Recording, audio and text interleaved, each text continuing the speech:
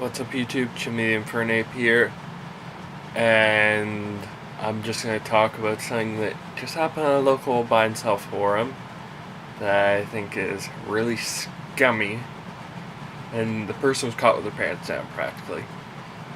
Basically, here's the issue.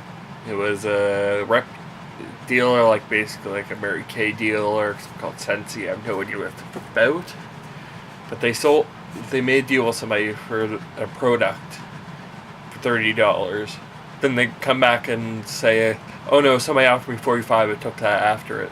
After they agreed to do the deal, which I find is just so scummy on their part.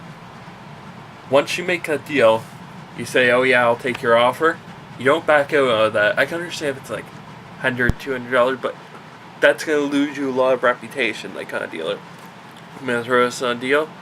Let's say you put a copy of N64 game up on there. Oh, I think it's only worth $5. Somebody offers you $5. Turns out, you find out later it's an expensive cartridge.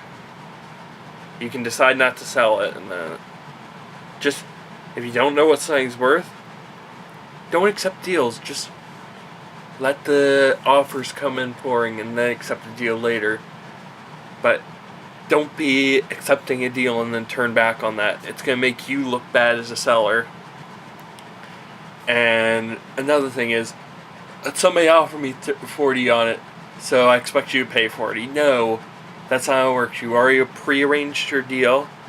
You said you'd take that offer, so you deal with it. You take your loss. I understand it can be a lot of money to some people. $10. It's not worth a lot of money in the real time. Think about it. It just makes you look bad, which means if you do this to somebody, they're not going to deal with you in the future. Especially if you're selling a lot of stuff. Like, for example, my plushie collection. I backed up one of my deals with that plushie when I had already agreed on it, because I got more. Then I'll just lose my buyer, quite possibly a seller.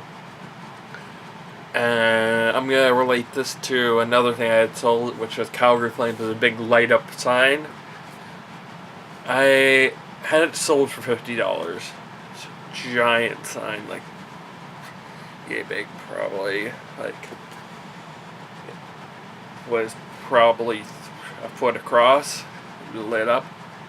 Somebody offered me $50. I drove in at my own time, and then they tried to change the offer. Guess what? They tried to change the offer when they had already agreed on it, and showed the condition, and everything was exact same. They tried to change the offer.